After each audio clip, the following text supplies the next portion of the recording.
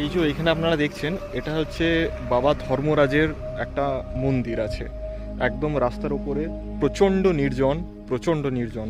আর এর পাশে ধর্মরাজের যে গাছ, আপনারা শুনতে পাচ্ছেন আশা করি আওয়াজ, আরেকটা গাছ আছে যে গাছে মোটামুটি ধরুন 500 থেকে 1000 বাদুর বসবাস করে। এই গাছের গুঁড়ি আর গাছটা দেখে আপনি বুঝতে পারছেন কতটা পুরনো। তো একদম মেন রাস্তায় খুবই নির্জন একটি জায়গা। আর এখানে ধর্মরাজের যে এখানে পুজো হয় সেটা আপনার হচ্ছে বৈশাখ মাসে হয়। প্রচুর লোকজন খায় এখানে, ঠিক আছে, মৎস্য হয়। তো এখানে হচ্ছে সেই বাবার মন্দির, আর এই হচ্ছে সেই গাছ।